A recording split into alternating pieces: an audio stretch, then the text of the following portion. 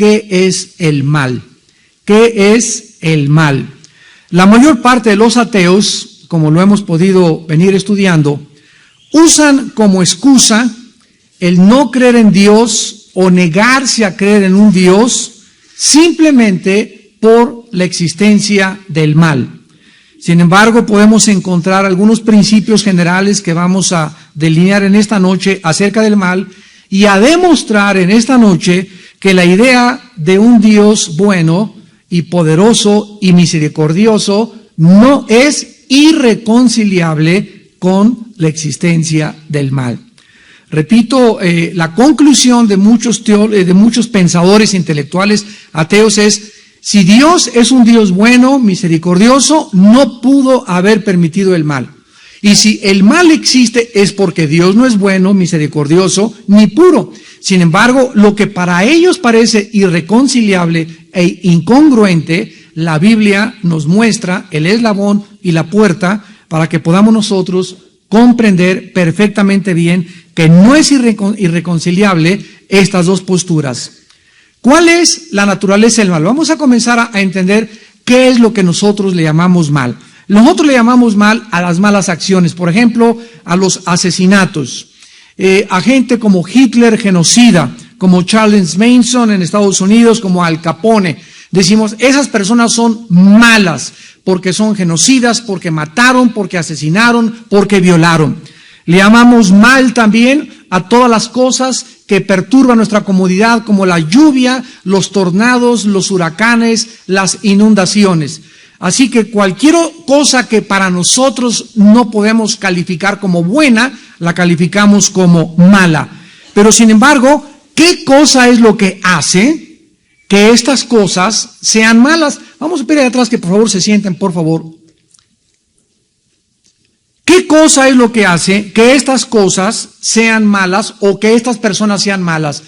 ¿Estará Dios detrás de Al Capone cuando agarró la ametralladora y mató en el día de San Valentín a más de 500,000 personas? ¿Estará Dios detrás de Hitler cuando Hitler mandó masacrar a todos los judíos? ¿Fue Dios el que se le metió a Hitler y que le dijo que hiciera esta masacre? Entonces, si nosotros no podemos concluir que Dios no es el autor del mal, se concluye que por causa de que todo lo que existe lo creó Dios, pues entonces Dios es el autor del mal. Porque Dios creó a Hitler, Dios creó los tornados y Dios creó el mundo y para comenzar Él creó a Satanás. Entonces vean ustedes la línea de pensamiento y cómo va el razonamiento y la lógica de los seres, de los filósofos, por lo que concluyen equivocadamente en lo que concluyen. Vamos a comenzar en esta noche a contestar en primer lugar de dónde provino el mal o de dónde se originó el mal. En el principio Dios era lo único que existía. La Biblia dice que Dios es perfecto, invariable, inmutable en sus atributos, su justicia, su sabiduría, el mundo que hizo, todo era absolutamente bueno. Entonces, ¿cómo fue que el mal entró al universo de Dios? Si la primer pareja humana era perfecta, Adán y Eva, ¿por qué se rebelaron contra Dios? Y si se rebelaron contra Dios, otros concluyen que no eran perfectos. Cuando alguna persona afirma no creer en Dios, porque si Dios existiera, no hubiera permitido la existencia del mal en el universo, esta persona, en primer lugar, tome nota, está manifestando una falta total de honestidad filosófica. Voy a explicarlo. Si alguien me dice, yo no puedo creer en Dios, porque hay mal en el mundo y porque si Dios existiera, etcétera, etcétera, no pasaría lo que está pasando, es una falta de honestidad filosófica. ¿Por qué? Porque más bien esa persona, si fuera honesta filosóficamente, debería de concluir diciendo, quisiera que, fíjense qué diferencia, si hay un Dios que me explicara por qué existe el mal en el universo. Esto es mucho más honesto que decir, yo no creo en Dios simplemente porque yo no puedo entender la posición de un Dios que permite el mal en el universo. O sea, es falta de honestidad que por falta de comprensión nosotros concluyamos que Dios no existe, porque es una deshonestidad intelectual. Porque regresamos con esa persona atea. Mire, señor ateo, si usted me dice que usted descalifica la existencia de un Dios porque el mal no lo puede usted entender, vamos a comenzar. Si Dios existiera, vamos a asumir, señor ateo, si Dios existe, Él sería infinitamente mucho más grande que los pensamientos. Esto es lógico, lo acepto. Muy bien, segunda pregunta, señor ateo. Si Dios existe, ¿usted está de acuerdo en que ese Dios que usted no entiende puede tener propósitos que usted considera malos, pero que para Él son buenos? Lo acepto definitivamente. Entonces, cierre la cabeza y el cerebro de ostión que tiene. Si vamos de una forma honesta a concluir que existe un Dios, es lógico que no podamos entender los propósitos que Él tiene, que lo vamos a demostrar, y que nosotros le llamamos malos. ¿Por qué? Porque para que podamos entender los propósitos de Dios que para nuestra mente son malos, tenemos que entender la mente de Dios. Número uno. Número dos, para entender la mente de Dios desde nuestra finitud sería fundirnos los fusibles. Sería una imposibilidad intelectual. Y en tercer lugar, la Biblia nos revela que si algún ser humano quiere comprender la mente de Dios, jamás lo hará por sus propios razonamientos ni conclusiones filosóficas. Si algún ser humano quiere entender la mente de Dios, es necesario que sea Dios quien te revele su mente. Y por eso cuando venimos a la Biblia, hay personas que muy cultas, muy letradas, doctorado en ciencias políticas, en filosofía y letras, etcétera, etcétera, en sociología, y chocan con la Biblia, y esto es una contradicción, y por qué hay guerras, y por qué mandó matar a estos animales, y por qué Dios mandó matar a los cananitas. La mente humana, al venir a la revelación de Dios, choca contra la revelación de Dios, porque la Biblia es la mente de Dios, y los pensamientos de Dios son mucho, mucho más altos que nuestros pensamientos. Es lo mismo que un niño de 3 años comienza a leer a Descartes, a Demóstenes o a Aristóteles. Choca, no entiende, y como no entiende, ¿qué hace? Cierra el libro de filosofía, porque es natural que a los 3 años no pueda leer filosofía de Descartes o de Demóstenes. Un niño de 5 años agarra un libro de álgebra o cálculo diferencial y comienza a tratar de por qué esta incógnita, por qué raíz cuadrada, y no sabe ni siquiera sumar el niño. Entonces, ¿qué va a hacer el niño? Yo no lo entiendo y rechazo eso. El hecho de que tú rechaces eso no implica que no haya una verdad, pero el hecho de que tú no lo entiendas tampoco implica que sea la negación de una verdad absoluta. ¿Me van entendiendo? O si no, lo van a entender el mes que entra. Ahora, muy bien, cuando Dios creó a sus criaturas, vamos a comenzar de este momento, ¿de dónde viene el mal? Cuando Dios crea todas las cosas que existen, y cuando Dios creó a sus criaturas, las creó con la característica, esto es lo más importante que un cristiano debe de saber, para poder ayudar a la gente a comprender. Cuando Dios creó las criaturas, y vamos a comenzar que antes de la creación de nosotros, Dios creó a los querubines, a los serafines y a los ángeles.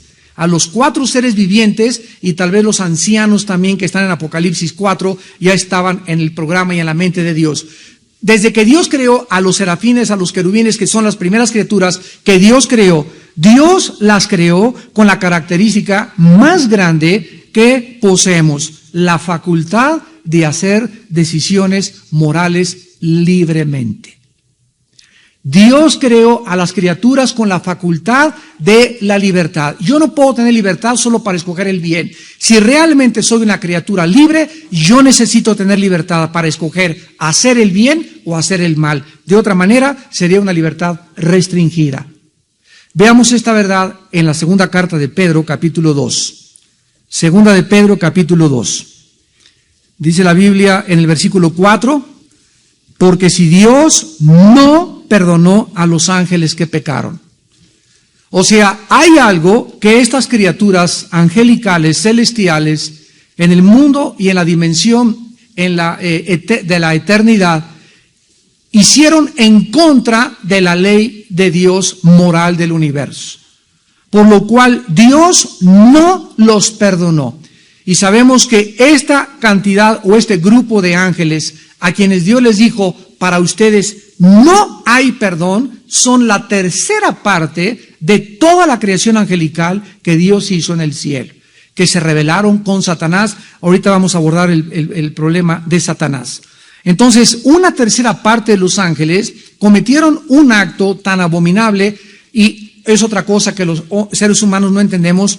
Lo que para nosotros es pecado no tiene la gravedad que la tiene para Dios. Y cuando nosotros decimos, pues es una canita al aire, un pecadillo de vez en cuando, irme con una mujer de vez en cuando, una copita de vez en cuando, esas cosas que a nosotros nos parecen mínimas y que no queremos manifestar en su máxima expresión, para Dios tienen otro simbolismo tan grande y tan funesto y tan terrible, que por esta causa a la cual nosotros llamamos canitas al aire, el Hijo de Dios tuvo que abrir sus brazos y morir crucificado en una cruz hace 2000 años, por causa de lo que nosotros creemos que es una debilidad humana. Shakespeare le llamaba el defecto trágico, Freud el medio ambiente, la Biblia le llama pecado. Y ese pecado en tu vida y ese pecado en mi vida, delante de los ojos de Dios, es gravísimo, al grado que el mismo Dios tuvo que pagar tu culpa y mi culpa. Él tuvo que pagar tu culpa y mi culpa. La muerte de Cristo en la cruz no es un chiste. Y si fuera un chiste y fuera algo vano y superficial y no perdonó Dios a su Hijo, quiero decirte, ¿cómo crees que te va a perdonar a ti si tú mueres en tus pecados?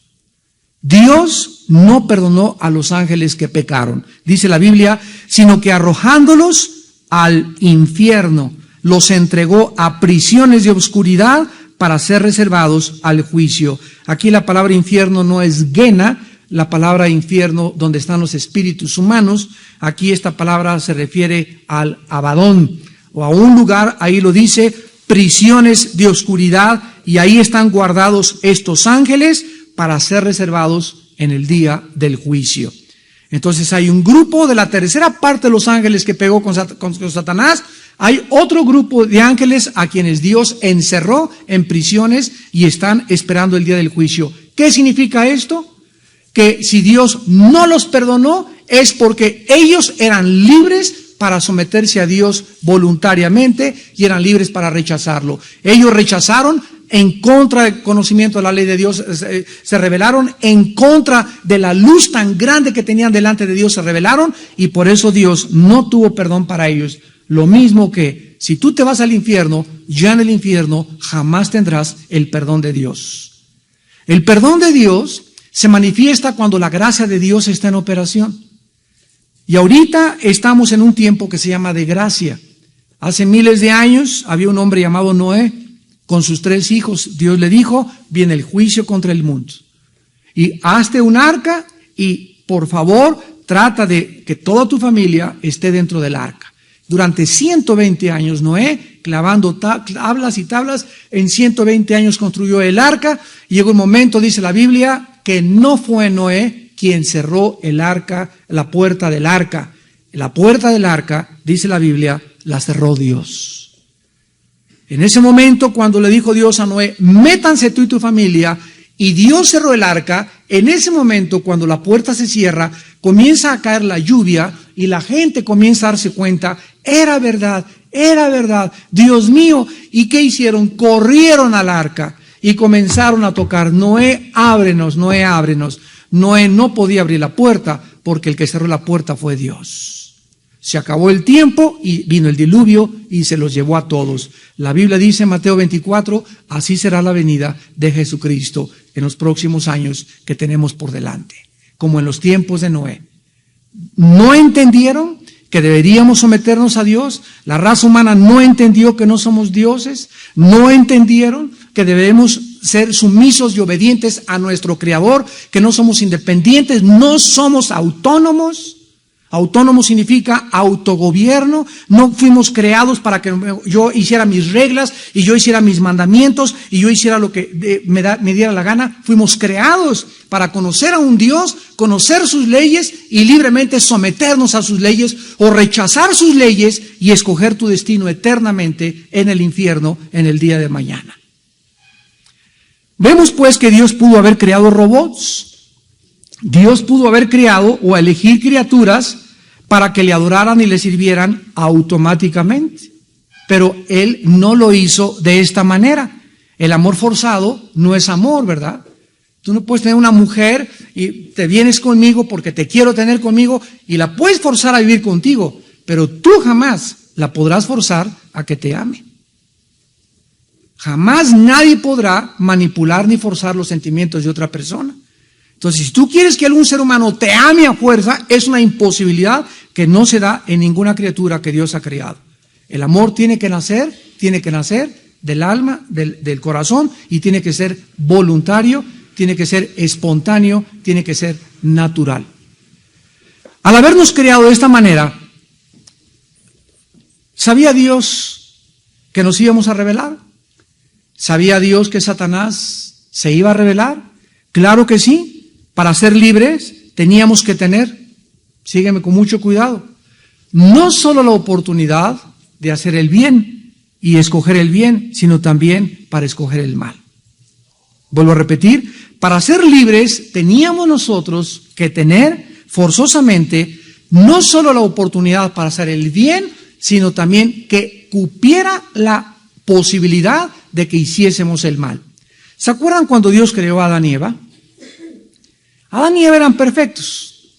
¿Qué significa perfectos? Que, fíjense ustedes el concepto equivocado de la perfección que nosotros tenemos. La palabra perfecto, teleio en el griego, significa maduro, completo, sin defecto. Entonces, cuando Adán fue creado, no tenía defecto en sus pensamientos, en su estómago, en su razonamiento, en nada. Pero cuando Dios le dijo a Adán, mira Adán, hay 3 árboles.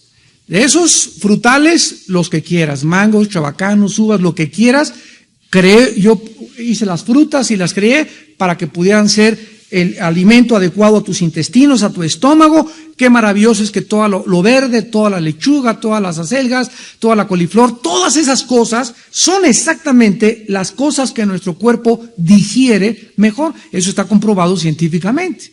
La Coca-Cola, las papitas, la comida chatarra es una comida inventada por nosotros.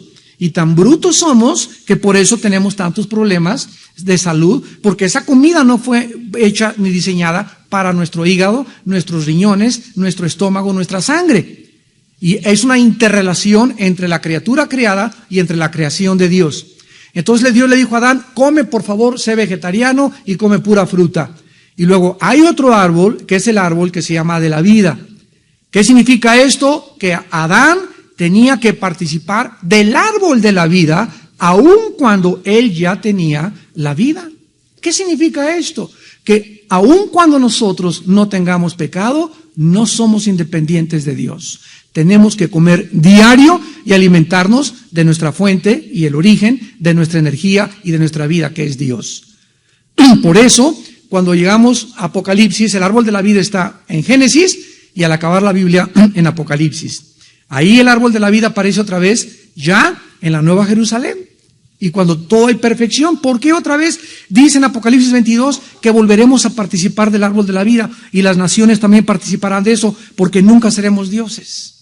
No importa el estado de perfección que nosotros alcancemos, jamás podremos decir, yo autoexisto, yo me autogobierno. No, aún en perfección somos criaturas que nos debemos a Dios y le debemos su adoración siempre.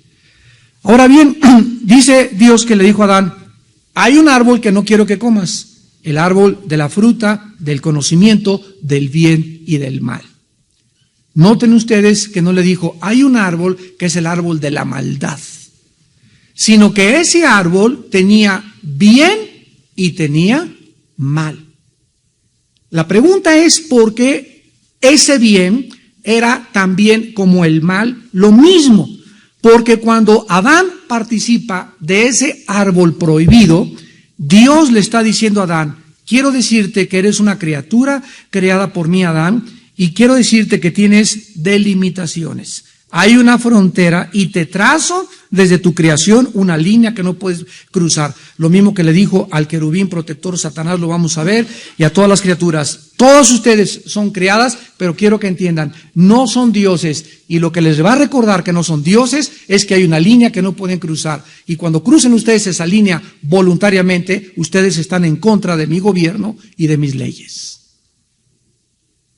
Así que si no hubiera una línea y las criaturas pudieran hacer todo lo que quisieran, jamás se podría medir el bien y el mal. Pero había la posibilidad dentro de Adán de que él escogiera voluntariamente decirle a Dios: sí, Señor, te obedezco, no voy a comer de ese árbol y voy a seguir siempre tus mandamientos. Pero Adán y Eva, nos damos cuenta, no fueron creados tampoco robots. Fueron creados con la posibilidad de escoger libremente algo que los animales no tienen. El otro día decía una persona, yo le decía a un hermano: te voy a dar una Biblia nueva si tú me contestas la diferencia entre los hombres y los animales. Y me dijo: la crin, nada, la crin de los caballos, ¿verdad? La cola, tampoco la cola. ¿Cuál es la diferencia? Que nosotros somos los únicos que caminamos erguidos, y hasta los mismos changos se tienen que arrastrar y tienen que apoyar todas sus extremidades en el suelo. Le dije: tampoco la diferencia. Y le voy a decir porque no hay nadie que te pueda contestar esa pregunta, porque la Biblia es el único libro que nos dice la diferencia entre los animales y los seres humanos. La diferencia entre los animales y los seres humanos es que los seres humanos somos espíritu. Somos espíritu. ¿Los animales tienen alma? Sí tienen alma. ¿Qué es el alma? Sentimientos, emociones. Los animales se entristecen, se alegran. Los perros cuando están contentos mueven la cola para todos lados, para las orejas. El caballo se enoja y echa para atrás y te pela los dientes, sabes que te va a morder. Tienen emociones, tienen enojo, tienen tristeza. Hay perros que se mueren en el cementerio con sus amos de la tristeza que les embarga. Los animales tienen sentimientos, pero no tienen espíritu. Jamás verás a un grupo de conejos adorando a Dios. Ni a un grupo de changos tampoco, jamás, no tienen ni siquiera la conciencia que van a morir, no tienen la conciencia que hay otro mundo que trasciende de ellos, no tienen la conciencia de que fueron criados, ellos nacieron con un programa, y ese programa, ese software se llama instinto. Ese programa se los puso Dios. A los changos les puso Dios un programa para que se columpiaran en las ramas de los árboles, a las cabras monteses para que vivieran en el monte, a las aves para que vivieran. ¿No han visto ustedes a los gansos cómo vuelan en una escuadra los gansos? Y va uno hasta adelante y vuela 1 hora y después el de hasta adelante el ganso, y así vuelan kilómetros y kilómetros y kilómetros, se pasa hasta atrás cuando se cansa y otro toma la delantera y otro así. ¿Quién les hace a todas las aves? ¿No han visto una parvada de pájaros también que brum, vuelan todos y son miles, pero todos tienen la misma dirección? Bueno, ¿quién les dice a todos vamos a seguir esta dirección? ¿O hubo un encuentro donde hubo el capitán pájaro, a ver, vamos a salir así, a volar, y ustedes cuando yo haga esto, vuelen así, y cuando haga así, ustedes para acá? Ni siquiera, ¿verdad? ¿Por qué? Porque tienen un programa. Nosotros le llamamos instinto. Y ese programa Dios lo puso en todas sus criaturas, pero a nosotros el programa que nos puso Dios fue para que nosotros escogiésemos el software que queremos en la tatema. Y si tú quieres el software de Marx, métete que te lave el cerebro Marx. Si quieres el software de Sigmund Freud, métete el programa de Sigmund Freud a tu mente. Si quieres el de la inmoralidad y yo soy libre, me acuesto con el hombre que quiere, con la mujer que quieres, no hay ningún problema. Traes el software de Sodoma y Gomorra. Te puedes meter el programa, ahí consiste nuestra libertad. Alguien me dijo, es que a ti te lavaban el cerebro, Armando, pero ¿quién me lo lavó? ¿Quién te lo lavó a ti? Le pregunté. Ahí me lo lavó Jesús y mira que necesitaba un buen lavado. Y si no comprendemos esto, que en esto consiste la característica más grande, que somos agentes morales, libres, responsables. Y esta es la razón, amados santos, damas y caballeros que nos visitan, esta es la razón por la cual va a haber un juicio en el día de Cristo.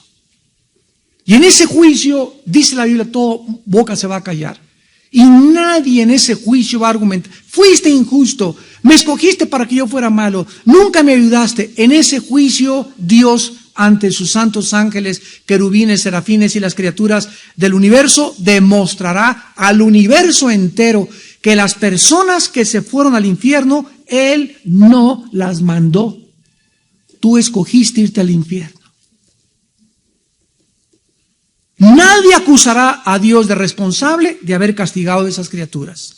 El gobierno no mandó a los narcotraficantes al Moloya, el gobierno no mandó a las cárceles, a la penitenciaría, a los ladrones y asesinos. Ellos violaron las leyes de la sociedad y acarrearon sobre sus vidas el juicio que les correspondía, que es la cárcel o la pena de muerte.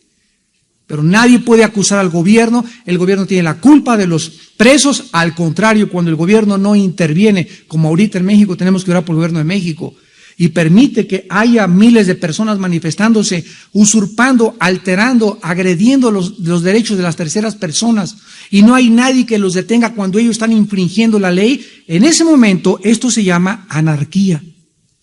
Y saben una cosa, la anarquía es uno de los síntomas más graves que una sociedad pueda manifestar de gobierno. ¿Por qué? Porque es cuando ya los ciudadanos no tenemos quien nos defienda.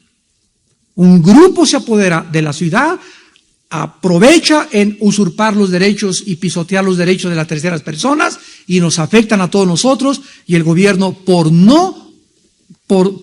temor, ¿verdad? Porque es lo que pasa, porque mi partido se vea sumiscuido en otro Tlatelolco, y porque va a haber una matazón o cualquier otra cosa, se intimidan y no hacen lo que tiene que hacer. Como dice Romanos 13, los gobiernos están puestos por Dios para infundir el temor al malo. Y cuando esto sucede, hermanos, estamos en un país en el que tenemos que tener cuidado, porque Dios va a tratar con severidad a nuestros gobernantes. Apunten por favor lo siguiente: la imperfección proviene del abuso de nuestra perfección moral. O sea, Dios no es el autor del mal. La imperfección que existe en el mundo proviene del abuso de nuestra perfección moral como criaturas libres. Es uno de los principios más grandes en filosofía y en teología que me han ayudado a comprender la mente de Dios. La imperfección, la maldad que existe en el mundo es simplemente porque nosotros hemos abusado de esta libertad que Dios nos dio. Dios no nos dio la libertad para que hiciésemos lo que quisiésemos, sino nos dio la libertad para que hiciésemos lo que debiésemos hacer. Les voy a poner un ejemplo. Sale un reo de la cárcel, ya cumplió 15 años de prisión, y el juez le dice: fulano de tal, eres libre. Y él dice: arriba Yahuwah, soy libre. A ver, ¿dónde está la pistola? Espérame tantito, Juan. Tú no eres libre para salir e reincorporarte a la sociedad y hacer lo que tú quieras otra vez, porque si tú crees que la libertad es hacer lo que tú quieres, la estás confundiendo con libertinaje. La libertad no consiste en hacer lo que querramos, eso es libertinaje. La libertad consiste en hacer lo que debemos hacer. Es como el cristiano: con que no se pierde la salvación, pues voy a hacer lo que quiere, voy a pecar. Espérame tantito, no has entendido lo que dice Gálatas 5:13, que fuimos llamados a libertad, solamente que no la usemos como ocasión para la carne. Entonces, si alguien dice: no pierdo la salvación, voy a hacer lo que yo quiera, habla de que en tu corazón no tienes ni siquiera la salvación. Porque la libertad que Dios nos da en el Espíritu no es para que hagamos lo que querramos, sino para someternos a sus normas y a sus leyes morales.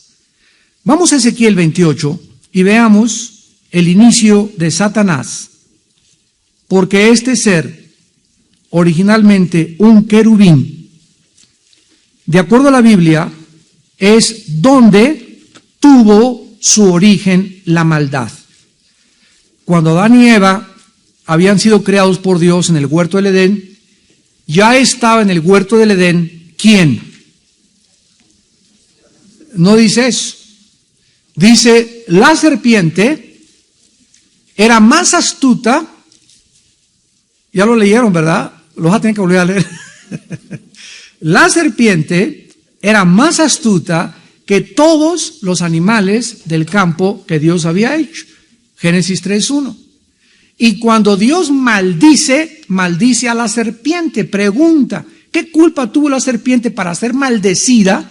Cuando, si realmente Satanás se metió en un animal, entonces debió haber maldecido Dios a Satanás y no al animal, que ni siquiera tenía el libre albedrío ni era un agente moral para escoger lo que va a hacer. Pero cayó una maldición sobre ese reptil, literal y física, al grado que comenzó a arrastrarse y comenzó a tener como alimento el polvo de la tierra. Y aunque hay una lección espiritual detrás de esto, también hay una lección física y literal. Pero la Biblia dice que era una serpiente.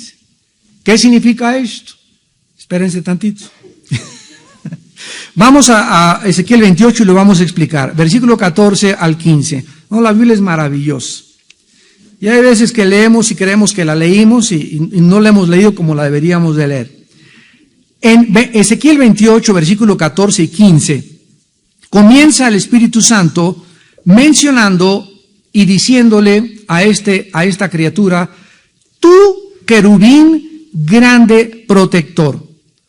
La palabra querubín, a los que les interese la palabra hebrea queruf, con K y B grande al final, queruf, significa el que adora o bendice. Imagínense nada más. Vamos por partes. Satanás era el director de la adoración de Dios en el universo. Satanás era el que dirigía, esta palabra querub también en el hebreo también significa alabar. Él dirigía los coros angelicales, él hacía que toda la adoración del universo fuera canalizada y llevada y centrada a Dios.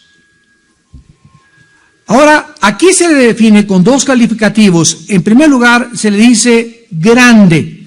Y esta palabra grande es una palabra que en el hebreo es mishak. Mishak. Y significa ungido. Tú, el que alababas, adorabas, bendecías, ungido de Dios. ¿Qué epítetos, qué calificativos? No hay nada que se le pueda comparar a esto, a una criatura de Dios. Y también se le llama protector. Y aquí es una palabra muy interesante hebrea que es sakak. Sakak con doble K y S. Sakak. Y protector significa el que pone un cerco alrededor o el que cuida. ¿Se acuerdan ustedes en Génesis 2? Es la misma palabra hebrea. Cuando Dios creó a Adán y no había pecado, ¿qué órdenes le dio? Dos órdenes le dio Dios a Adán. Una, labra el huerto. Y dos, cuídalo. Ya lo leyeron, ¿verdad? O lo vas a volver a leer en la noche, en Génesis 2. Fíjense ustedes que Dios le da la orden a Adán de cuidar el huerto. Yo siempre me preguntaba, ¿cómo que lo cuidara? Y es la misma palabra, sakak, ¿lo cuidara de quién? O sea, Dios ya sabía que Satanás se encontraba en el huerto. Y la responsabilidad de Adán era nunca dejar papalotear a Eva.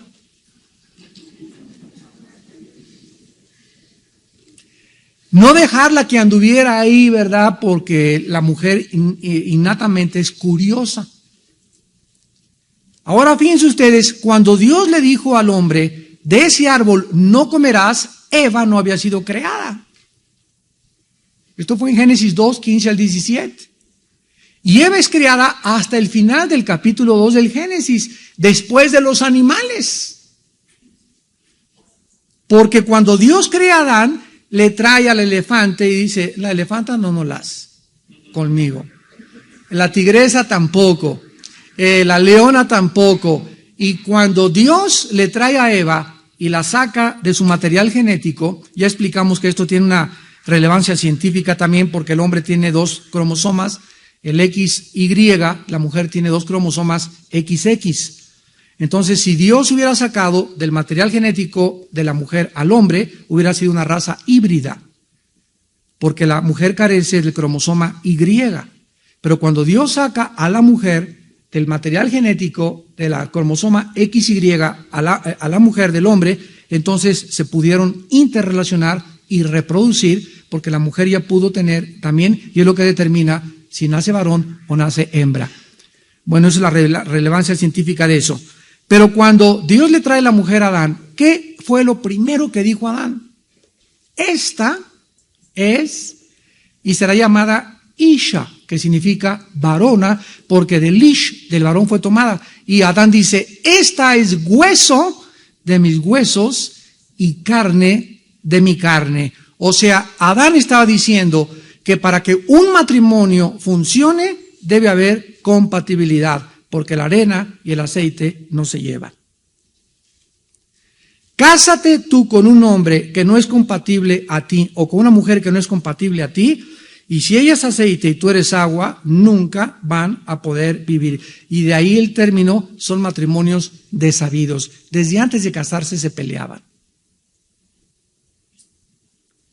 ¿Por qué? Porque tú tienes que esperar que Dios, ¿verdad?, de tu vida espiritual pueda traer a esa mujer que va a ser compatible con tu vida.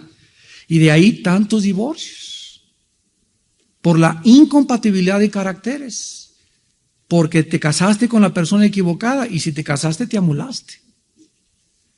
Ya no hay de que me voy a Cancún a buscar a otra.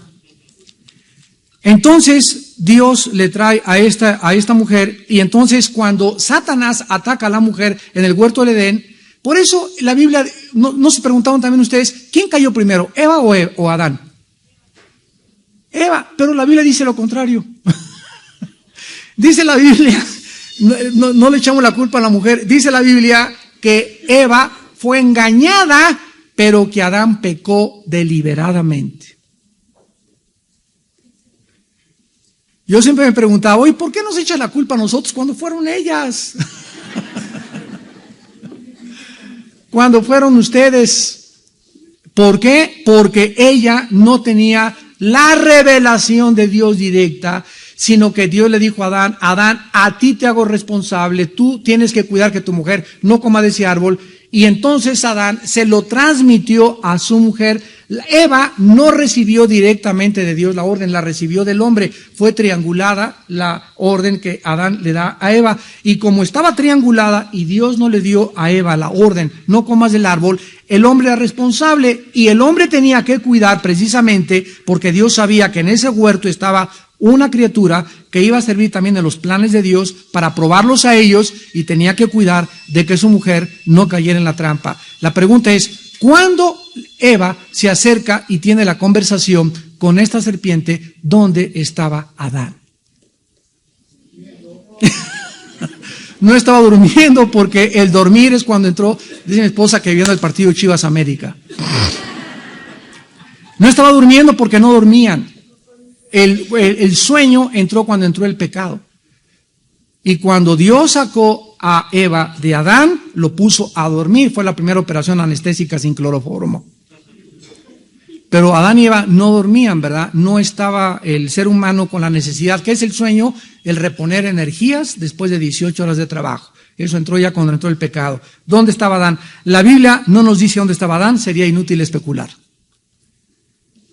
Regresamos a Génesis. Sentido común.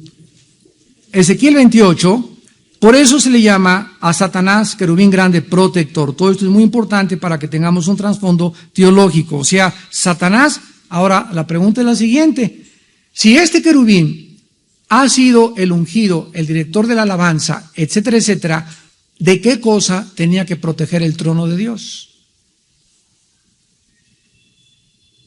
¿Nunca se lo han preguntado? Yo tampoco, no, sí es cierto. Bueno, cuando la Biblia dice que Satanás fue creado como el protector de los ángeles de Dios, es porque Dios sabía que existía en todas las criaturas que Él creó la posibilidad de que cualquiera de ellos escogiera no seguir adorándolo libremente. Y aquel que fue llamado para proteger y guardar el trono de Dios fue él, precisamente esta criatura de donde nació el pecado y el origen de la maldad, en la criatura más grande y más poderosa que Dios creó. La lección espiritual es inmediatamente relevante y entendible. No importa lo cerca que estés de Dios, en ti existe y en mí también la posibilidad de revelarnos, aun cuando hayamos alcanzado un nivel espiritual elevadísimo con Dios. El que piensa que está firme, mire que no caiga. El que crea, no, yo anoche hablé en lenguas, hermano. Anoche vi volar a Miguel, así pasó por arriba del techo en mi casa, hermano. Tuve apariciones de ángeles. Yo sé que soy el profeta de Dios, me dicen el apóstol. No, yo, mire, hermano, usted no se imagina, yo tengo todos los dones espirituales. Yo soy puro como la blanca nieve. Imposible, una mujer a mí no me mueve el tapete. Cálmate, Habacuc.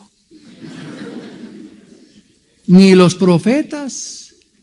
Pablo, cuando una persona habla así, es porque sabe una cosa, habla como Pedro antes de que negara a Cristo. ¿Se acuerdan lo que le dijo Pedro a Cristo? Imposible, Señor, no te abandonaremos, te defenderemos y cuidado, ay de ti que no te pase eso. Y Cristo le dijo, Pedro, Satanás ha pedido zarandearte como al trigo, pero yo he orado para que tu fe no falte. Si no es por la intervención sobrenatural de Dios en la vida de Pedro, Satanás hubiera acabado con Pedro. ¿Por qué habló tan impulsiva y tan precipitadamente Pedro? Porque no se conocía a sí mismo la debilidad de nuestra carne. Pablo era un hombre que decía en Filipenses, yo no soy de los que confían en la carne. ¿Qué significa esto? 1 Corintios 9, 25 al 27. Golpeo mi cuerpo y lo pongo en servidumbre, no sea que, habiendo sido yo heraldo y siendo el apóstol, y a mí se me apareció Jesús y fui llevado al cielo. No sea que, a pesar de toda esta, estuve cerca de Dios, pero nada de esas cosas me van a servir si al regresar a mi cuerpo no es mi siervo. Señor, ayúdanos, ten misericordia. Por eso, yo les decía ahora en el seminario, la pornografía es el veneno más grande que Satanás está usando contra los varones principalmente. Cuando te comienza a permitir, pues ve las piernas, y ya, sin que te des cuenta, ya no puedes ver una mujer sin desvestirla con tus ojos. Cuidado, porque ya es un monstruo que sin que te des cuenta y vas a creer, lo vas a acabar aceptando como normal. Ya es normal para ti ver una película pornográfica una vez a la semana. Ya es normal no poder ver una mujer con transparencia como tu hija o una hermana, sino que tiene que haber esa lascivia en tu corazón, en tus venas, que hierve dentro de ti y que te guía cautivo al pecado. Sin la pureza, nunca en tu vida tendrás ni poder ni conocimiento de Dios. Y yo sé, ¿verdad?, por estadísticas en Estados Unidos, que la mayor parte de la cristiandad y de los cristianos de las iglesias tienen problemas de lascivia y de pornografía en su corazón. Y llegan a la iglesia, santo, santo, santo, Señor, y dan su diezmo, etcétera, etcétera, pero son esclavos de la lascivia y del sexo. Y esto es lo que temía Pablo. Y cuando llegue el juicio de Dios sobre tu vida, será demasiado tarde si tal vez en esta noche que oyes su voz no te arrepientes. Y le pides a Dios que te ayude a romper esas cadenas tan horribles de ese veneno que es peor que la heroína, que la cocaína, que el alcohol y que el tabaco. La pornografía es la adicción más grande y más destructiva del carácter de un varón de Dios. Y finalmente, aquí encontramos que Satanás estuvo en el santo monte de Dios.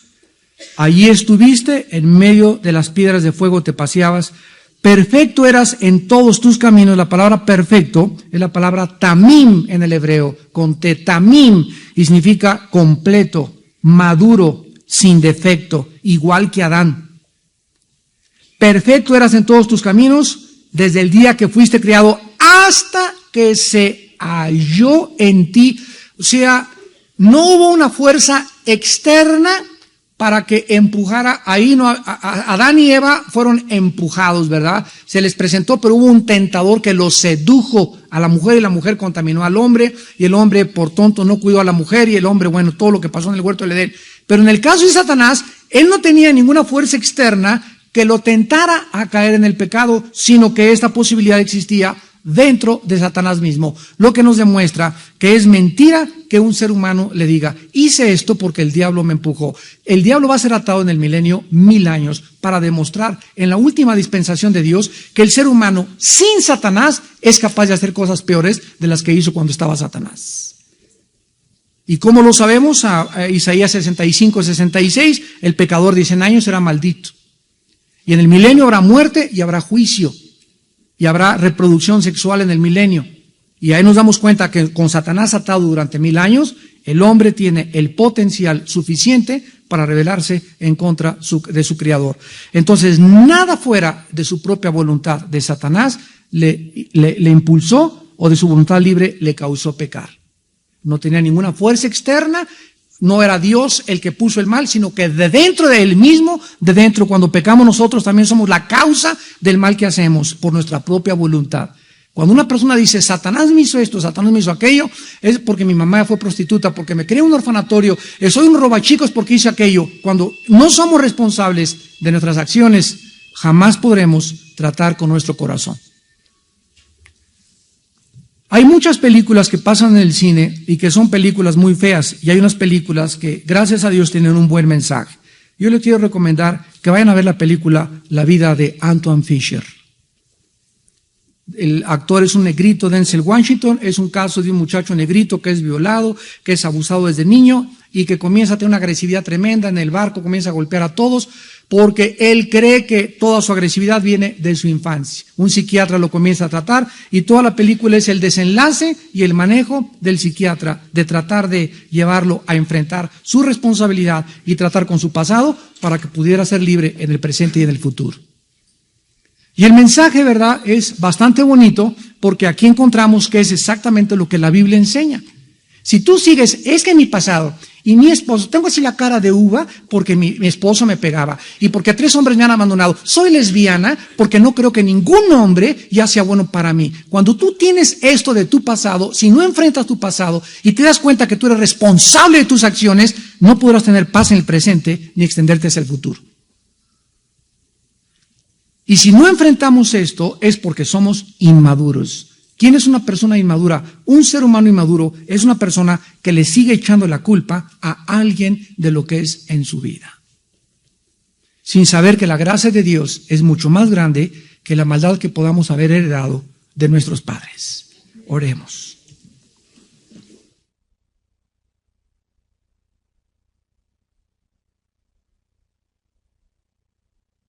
Porque no podemos conocerte sin conocer a tu Hijo Jesucristo. Jesús les dijo a los discípulos antes de morir, no se turbe su corazón. Si creen en Dios, crean también en mí. En la casa de mi Padre hay muchas moradas. Si así no fuera, yo os lo hubiera dicho. Pero si me fuere y os prepararé el lugar, vendré otra vez. Vendré otra vez. Y os tomaré a mí mismo para que donde yo estoy, ustedes también estén. Tomás le preguntó, Señor, no sabemos a dónde vas, ni sabemos el camino. Jesús le contestó, yo soy el camino, yo soy la verdad y yo soy la vida. Si a mí me conocen, conocerían a mi Padre. El que me ha visto a mí, ha visto al Padre. Y si algún ser humano quiere conocer a Dios, no puede saltarse a Jesucristo, porque Jesucristo vino al mundo a revelarnos al Padre. Y nadie más que Jesús es el canal, el medio, el mediador entre Dios y nosotros. No hay otro nombre dado bajo el cielo que Dios haya escogido para nuestra salvación y para conocerlo a Él más que Jesucristo. Te damos gracias, Jesús, porque tú también dijiste cuando estabas en este mundo, te alabo, Padre, y te doy las gracias. Porque estas cosas, las cosas que estamos estudiando, las escondiste de los sabios y de los entendidos y se las revelaste a los niños. Si algún ser humano quiere conocer a Dios, tienes que convertirte como un niño. Dócil, inocente, puro, manso, de corazón, como son los niños, sin prejuicios, aceptando con un corazón abierto la enseñanza del Espíritu Santo, con mansedumbre para recibir la palabra de verdad en tu corazón. Y Dios nos llevará de gloria en gloria, de misterio en misterio, de profundidad en profundidad, porque lo profundo atrae a lo profundo, lo semejante atrae a lo semejante. Dios, gracias porque, oh profundidad de las riquezas de la ciencia y el conocimiento de Dios. Cuán insondables son sus caminos e inescrutables sus riquezas. Hay demasiadas cosas maravillosas que no entendemos que Dios ha hecho, pero que le ha agradado enseñárselas a aquellos que quieren pagar el precio de entenderlo, a aquellos que le buscan, que son puros en su vida y que aman la verdad. Padre, en esta noche te pedimos que salves las almas y todas estas personas en esta noche que nos acompañan, que no tienen a Jesús aún en su corazón, que en tu vida hay pecado y tú lo sabes. Las buenas noticias son que Dios proveyó en la cruz la solución y la cura para tus pecados y mis pecados. Las buenas noticias del Evangelio son que no tienes que pagar tú ni yo por nuestros pecados. Jesús vino al mundo a decirnos que Él venía a pagar en nuestro lugar, a morir como nuestro sustituto, para que nosotros recibiésemos su justicia y Él nuestra culpabilidad en esa cruz. Dios hizo un intercambio en la cruz del Calvario. Ponía nuestras culpas y pecados en el cuerpo de su Hijo, y la justicia y santidad de su Hijo nos la imputaba a nosotros. Oh Dios, gracias porque Él muere para que nosotros vivamos y paga el castigo para que nosotros seamos libres del juicio final. ¿Qué tengo que hacer en esta noche? Me preguntarás, para entrar con Cristo en una relación. Arrepiéntete de tus pecados en primer lugar. Arrepiéntete. Está dispuesto a abandonar la clase de vida que llevas. Cree que Dios tiene el poder para ayudarte a salir de donde tú te encuentras. Arrepiéntete. Reconoce que estás equivocado, equivocada. En segundo lugar, cree que Jesús es el Salvador y que fuera de Cristo tu vida y mi vida no tienen esperanza. Que Él es el que pagó en la cruz y Él es el único Mesías, el Dios hecho carne. Y en tercer lugar, simplemente invítale a tu corazón. Ahí desde tu lugar dile a Jesús: Señor mío y Dios mío, en esta noche mi conciencia me dice que te necesito, que mi vida no puede seguir siendo la misma, que soy responsable delante de ti y que algún día, en el día de mi muerte, me llamarás a cuentas por todas las cosas que hice. Y en ese día de mi muerte, yo quiero recordar que tú moriste en la cruz por mí y que esta noche te invito a mi vida, para que pueda morir en paz y saber que alguien pagó en mi lugar y que gracias a esa muerte tú me vas a recibir después de esta vida para vivir eternamente en tu presencia. Señor Jesús, te pido que en este instante entres a mi corazón. Gracias por la sangre que diste en la cruz en mi lugar y que por tu muerte pagaste por mis pecados. Te recibo en este instante como mi Dios y mi Salvador, y te pido que ya no sea yo la persona que siempre he sido. Que obres en mí un milagro y que me cambies para vivir de acuerdo a tu ley y a tus mandamientos. En el nombre de Jesús. Amén. ¿Por qué permite Dios el mal? ¿Por qué permite Dios el mal? La forma clásica de este argumento ha estado en controversia a través de toda la historia, y miren ustedes cómo la mente intelectual humana, sin la revelación de la Biblia, establece o postula estos, le podríamos llamar silogismos, y son 4 puntos. Número 1, si Dios es bueno, así dicen muchos filósofos, Él podría destruir el mal. Si Dios es todopoderoso, no tiene ningún impedimento para destruir el mal. pero el mal no ha sido destruido. Cuarto punto, por lo tanto Dios no puede ser bueno. Se dan ustedes inmediatamente cuenta en dónde se encuentra el error. El error se encuentra en lo siguiente, en que desde nuestra perspectiva humana, nosotros no podemos ver en una inundación, en un accidente, en un cáncer, en una muerte, nada bueno. No podemos ver que haya un propósito detrás de lo que nosotros llamamos malo, que valga la pena que haya sucedido lo que sucedió. ¿Me van siguiendo? En otras palabras, cuando Jesucristo murió en la cruz, para hacer un poco de memoria en la última clase, las personas que estaban paradas al pie de la cruz, nadie pudo imaginarse que en ese desangramiento, su cara deshecha, en esas espinas, en esa tragedia, en esa culminación en la cual en la cruz del Calvario colgaba ese hombre, ¿quién podía decir esto es lo más maravilloso para la humanidad? Nadie lo pudo haber discernido, ni tampoco lo pudo haber deducido, porque en ese momento ellos no podían ver que detrás de esa crucifixión se encontraba toda la sabiduría de Dios. Entonces, el problema está en que nosotros no creemos que haya un propósito para el mal. Y como nosotros creemos que no hay un propósito detrás de las cosas que le llamamos malas, entonces nos queremos hacer más perfectos que Dios.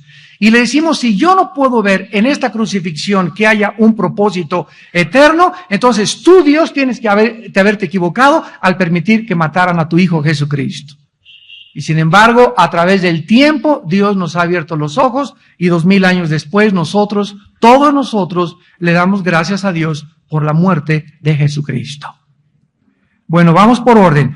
Vamos entonces a contestar dos preguntas. ¿Por qué Dios no ha hecho nada para detener el mal? Número mal, el mal no puede ser destruido sin destruir juntamente la libertad. Número uno, esta es la primera respuesta. El mal no puede ser destruido sin destruir juntamente la libertad. Como dijimos en la clase pasada, lo voy a explicar. Todos nosotros tenemos una característica que es la más grande que Dios le ha otorgado al ser humano. Y esta se llama la libertad de poder escoger entre dos caminos, entre el bien y entre el mal.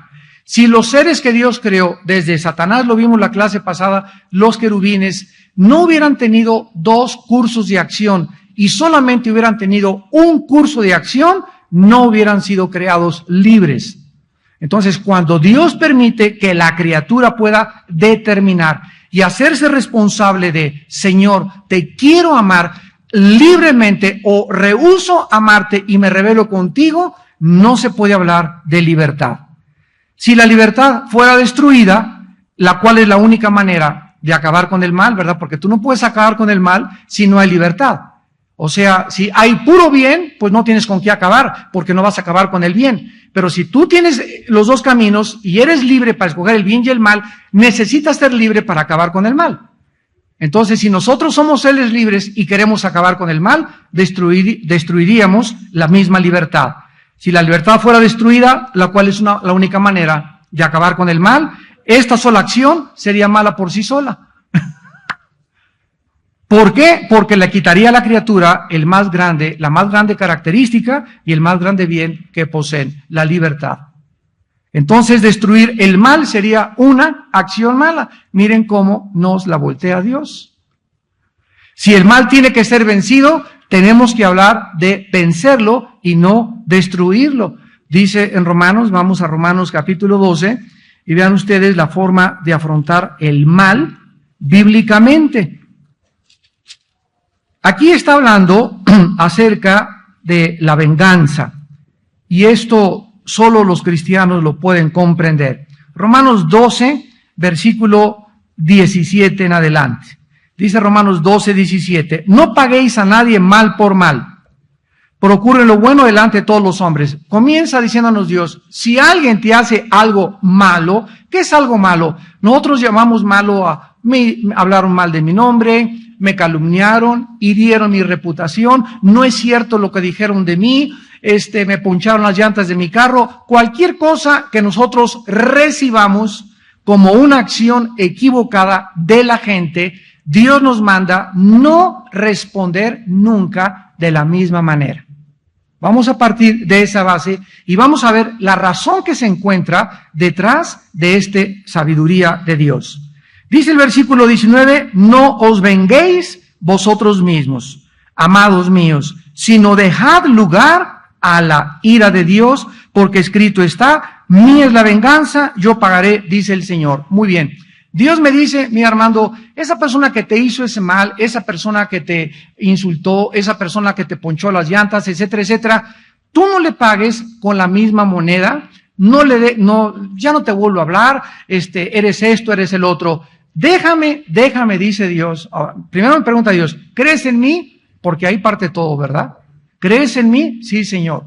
Bueno, si tú crees en mí, déjame decirte, yo soy el que le voy a pagar a esa persona.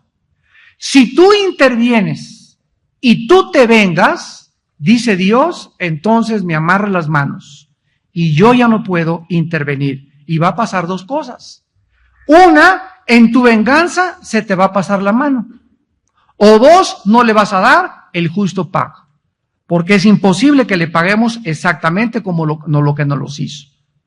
Entonces, si dejamos que Dios se vengue y Él intervenga en la vida de nuestros enemigos, Dios es absolutamente justo y Él sabe, solo Él sabe el escarmiento que esa persona necesita. Entonces, ¿qué es la fe? La fe es vivir en la vida sin rencor a nadie, sin amargura contra nadie, porque creo que Dios es el que está abogando a mi causa, ninguna arma forjada contra mí prosperará, suya es la venganza, dice el Señor, y mi paciencia se va a crecer y a madurar, mientras yo espero que Dios tome acción de mis enemigos. Por eso, un cristiano amargado es un cristiano derrotado por el mal. El mal lo derrotó. Y cuando el mal te derrota, es porque no usaste las armas de la luz para contrarrestarlo. Entonces, si alguien te hace mal o te dejó tu esposo o tu novio se fue con otra y tú te amargas, ¿qué estás haciendo? Estás guardando veneno y estás diciendo, Dios mío, estoy frustrado. ¿Por qué? Porque yo quería que fuera para mí mi Panchita y yo quería que Chencho fuera para mí y yo quería esta casa y no es justo que mi esposo nos haya hecho esto y no es justo que mi padre nos haya hecho esto. Tú estás en ese momento tratando de combatir las circunstancias y estás enfrentándote con un dilema que escribió hace muchos años Demóstenes, un gran filósofo griego, y él dijo en esta frase, es inútil irritarse contra las circunstancias porque éstas permanecen impasibles ante vuestra cólera. O sea, es inútil que te irrites contra las cosas que son adversas porque tu enojo y tu amargura no van a hacer que cambien las cosas. Al contrario, tú te vas a autodestruir. Por eso, dentro de la vida cristiana, no puede existir el rencor ni la amargura contra nadie. Ahora vean aquí en el versículo 20, y dice Dios que si tu enemigo tiene hambre, dale de comer. Si tiene sed, dale de beber, porque haciendo estas cosas, ¿qué sucede? Ascuas de fuego amontonará sobre su cabeza. O sea, Dios me dice, bueno Armando, ya te insultaron, ya sé que esa persona te insultó, y no solamente, no te digo nada. No, nos dice Dios, no solamente no guardes rencor, sino trata de ir con esa persona y hacerle un favor. Porque hasta que no la fe tiene obras, es muerta. Entonces, si tu vecina anoche hizo un ruederazo y hasta las 4 no te dejaron dormir y estás que les quieres apretar el cogote a todos ahí junto a tu casa, etcétera, etcétera, hazle un pastel, vecina, anoche no nos dejaron dormir, pero es una cosa, queremos decirle que les amamos. Les traigo un pastel, ella le va a dar el soponcio, no va a saber qué hacer, la vas a sacar totalmente, le vas a mover el tapete, como dicen los jóvenes, pero el momento que hacemos esto, en el momento que le demostramos de alguna manera a la persona que sabemos que nos odia una manifestación de nuestro amor, en ese instante comienza su juicio. Es lo que significa ascuas de fuego. En ese momento es cuando Dios ve y dice, esta acción es la que me pone a mí en acción. Porque si algo hace que Dios entre al escenario humano a actuar, es la fe. Y sin fe es imposible agradar a Dios. Y dice el versículo 21, no seas vencido de lo malo, sino vence. Aquí está el mal, no podemos destruir el mal. Se nos manda vencer el mal nada más. O sea, esta es la guerra de los siglos, la guerra cósmica desde que hubo la rebelión en el cielo, una lucha entre el bien y entre el mal, donde al final Dios demostrará que es más poderoso el bien que el mal. Entonces, si alguien me hace algo y yo le contesto de la misma manera, tu esposo te dio una cachetada o te hizo algo y tú vas y le das un cacerolazo, o no le haces ya el desayuno, etcétera, etcétera, le estás pagando con la misma moneda. Entonces, en ese momento, tú estás siendo derrotada. Porque la única manera de vencer el mal es con el bien. Y esto es lo que hace que nosotros podamos comprender que nuestras armas no son carnales, sino poderosas en el Señor para la destrucción de fortalezas. Entonces, nosotros tenemos que comprender en esta mañana, en esta tarde, ¿verdad?, que si el mal tiene que ser derrotado, tenemos que hablar acerca de vencerlo y no de destruirlo. Ahora, en segundo lugar, el hecho de que el mal no está siendo actualmente destruido no significa que nunca lo será. El problema está en que nosotros quisiéramos ya hoy que agarren al diablo y que lo ahorquen y que acaben con todos los malos. Una vez en un elevador en un hotel, una persona me abordó y me dice, oiga, quería preguntarle, ¿por qué Dios no acaba con el mal de una vez por todas? Si Él es todopoderoso. Yo me volteé y le dije, porque comenzaría con usted.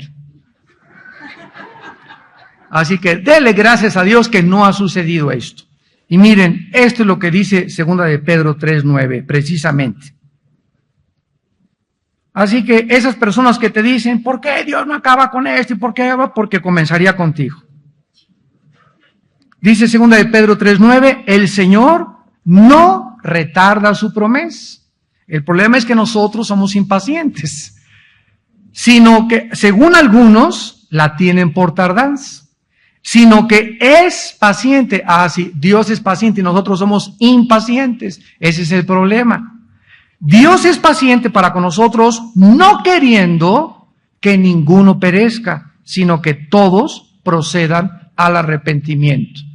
¿Qué es lo que hace que Jesucristo todavía no venga y acabe con el mal y se acaben todas las injusticias? Que quedan millones de seres humanos aún que necesitan ser salvados. Y si tú eres un cristiano que estás, ¿por qué no acabas con el mal? ¿Y por qué pasó esto y por qué aquello?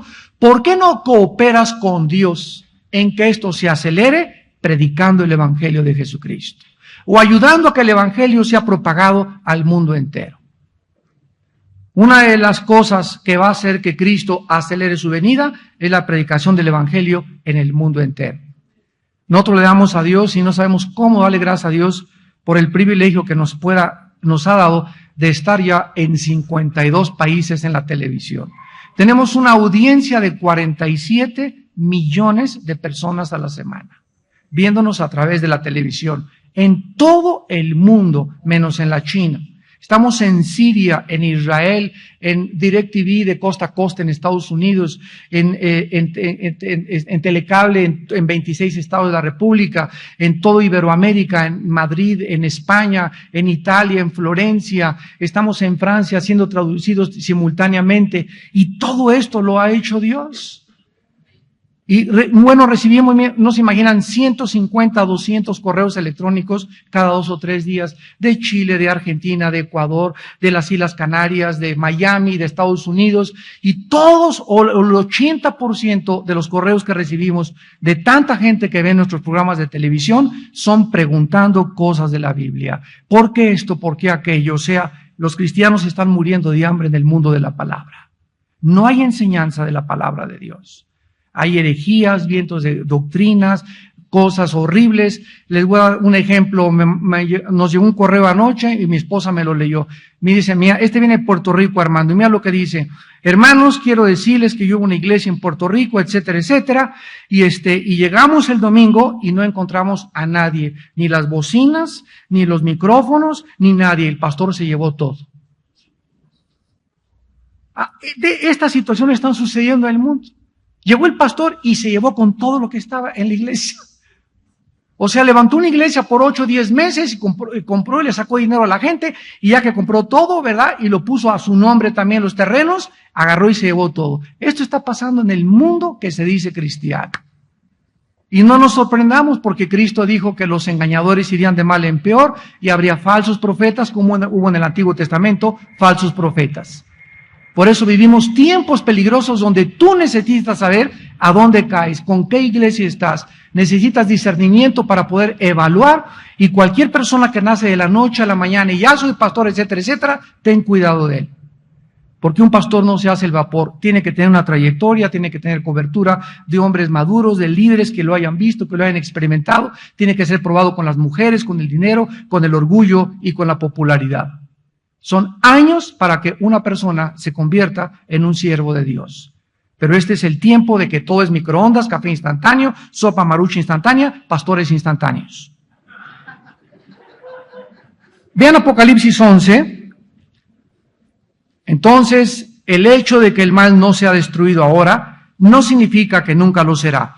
Y lo estamos viendo en estos pasajes. Dice Apocalipsis 11, 16 al 18, y los 24 ancianos que estaban sentados delante de Dios en sus tronos, se postraron sobre sus rostros y adoraron a Dios, y diciendo: te damos gracias, Señor, Dios Todopoderoso, el que eres y que eras y que has de venir, porque has tomado tu gran poder y has reinado. Y se airaron las naciones, y tu ira ha venido, y el tiempo de juzgar a los muertos, y de dar el galardón a tus siervos los profetas, a los santos y a los que temen tu nombre, a los pequeños y a los grandes, y de destruir a los que destruyen la tierra. Así es, el libro de Apocalipsis nos revela claramente que se acerca el tiempo en el que Dios juzgará a los vivos y a los muertos, donde Dios juzgará a unos a la izquierda, a las ovejas a la derecha, y les dará recompensas. Entonces, el hecho de que en este momento no veamos nosotros que hay justicia no implica que no la va a haber. La Biblia nos habla que se acerca esta época en la que habrá justicia. Ahora fíjense, el libro de Efesios es uno de los libros, sobre todo el capítulo 1 de Efesios, es uno de los capítulos más profundos del Nuevo Testamento. Y en el libro de Efesios, capítulo 1, el apóstol Pablo hace una oración. Y dice el apóstol Pablo: Señor, yo te pido que les des a los cristianos de esa iglesia un espíritu de sabiduría y de revelación en tu conocimiento, alumbrando los ojos de su entendimiento, escucha, para que sepan la esperanza a la que han sido llamados.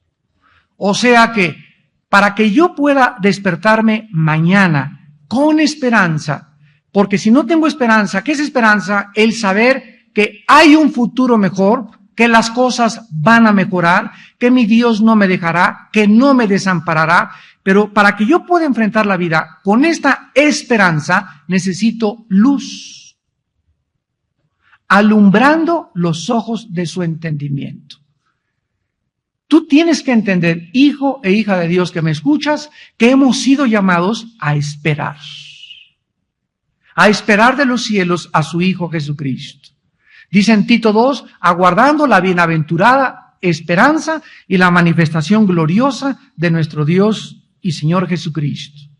Entonces, hemos sido llamados a tener paciencia. Y el mundo, por la impaciencia que tiene, se casan con la persona equivocada, se casan antes de tiempo, se adelantan y saltan a privilegios del sexo antes de casarse, roban, quieren ya esa casa, quieren ya prosperar dentro del cristianismo, líderes que ya quieren ser populares, ya quieren ser esto, compiten contra esa iglesia, yo también quiero tener esto. Y ese espíritu de competencia y de impaciencia es lo que te impide recibir de Dios. Otros quieren imitar la manera de predicar de Benny Hinn, y hay 50 clones de Benny Hinn. Y hay 50 de este pastor, y nadie espera a ser el original, a ser usado como Dios te tiene que usar. ¿Por qué? Porque queremos ser como los demás, porque no conoces tu identidad. Se llama pérdida de la identidad.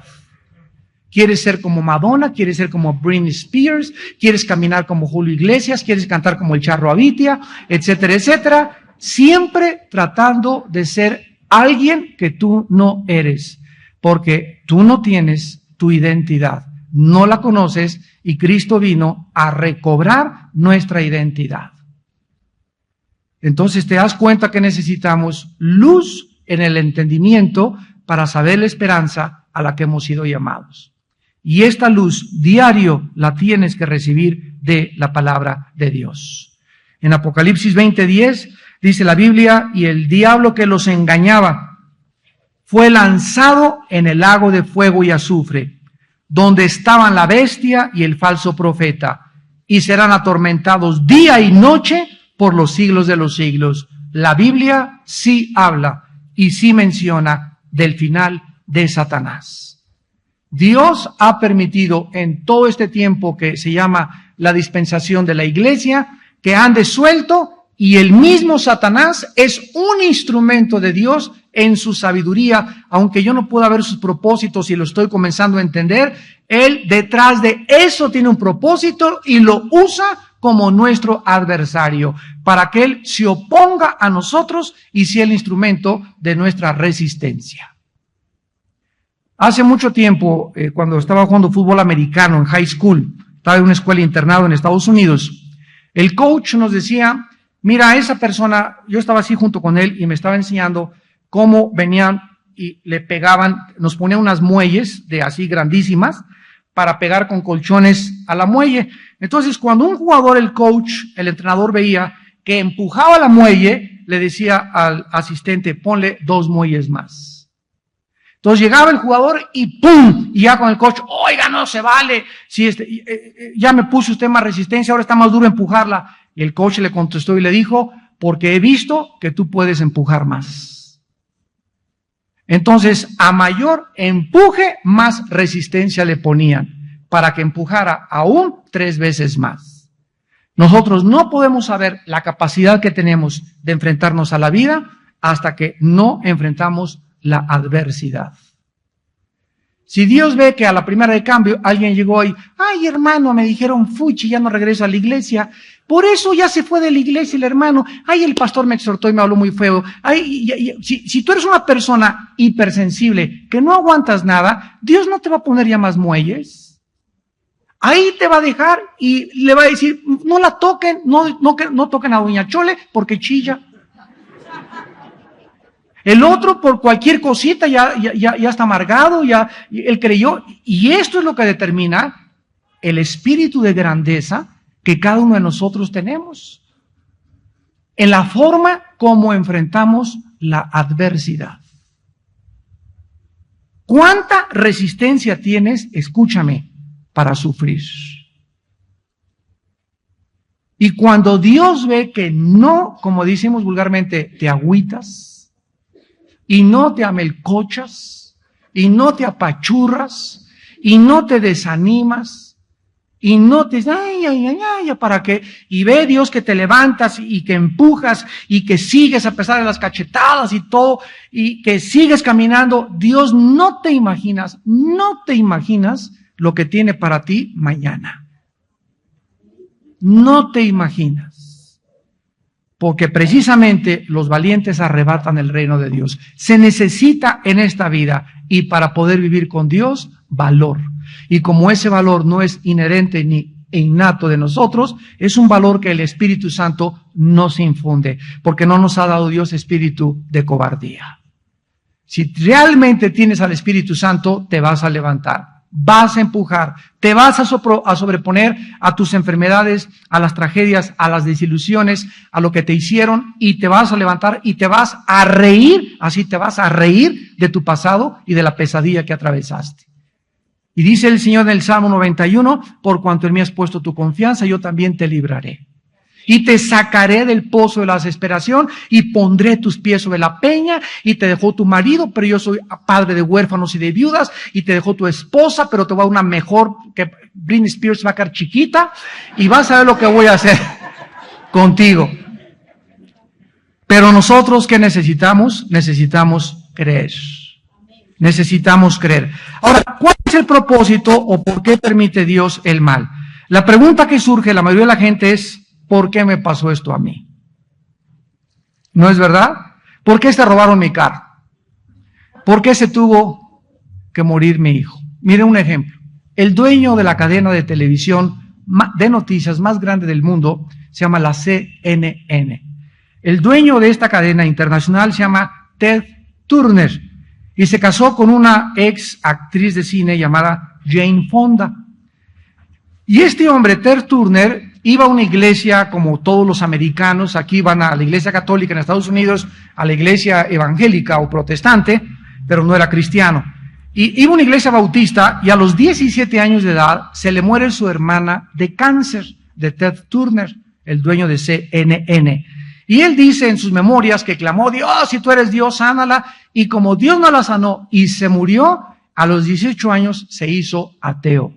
Se amargó contra Dios y hasta la fecha es uno de los hombres que más odian a los cristianos y a la Biblia en el mundo entero. Él hizo los 10 mandamientos de Ted Turner. Se casa con esta actriz Jane Fonda y Jane Fonda, su esposa, se convierte a Cristo. Le decían la reina de los aeróbics.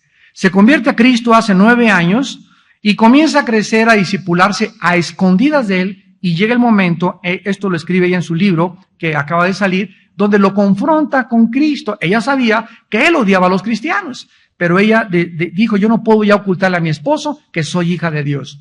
En ese momento, él le dijo, yo no quiero saber absolutamente nada de tu vida, agarra tus maletas y lárgate de la casa. Y entonces aceleró el divorcio y se divorciaron, y ella en su libro escribe, estuve casada con un hombre, fueron como 10 años los que estuvo casada con él, con el hombre más rico del mundo, un hombre que tiene lo que él quiere, cualquier sueño, cualquier deseo, lo tiene por su influencia y su poder. Sin embargo, nunca, dice Jane Fonda, he conocido un hombre más vacío, más confundido, más amargado y más infeliz que Ted Turner. Y ahí está todo el libro de Eclesiastés escrito hace 3000 años. Del rey Salomón, que Ted Turner parece el niño del coro comparado con él. Porque Salomón, ¿verdad? Tuvo los asientos donde sentaba eran de oro. Tenía 1000 mujeres, esposas, amantes, cantores. Bueno, dice, no negué a mis ojos nada que mis ojos pudieran desear. Y después dije, vanidad de vanidades es la vida. ¿Por qué, verdad? Porque este hombre no pudo explicar por qué se murió su hermana y la agarró contra Dios.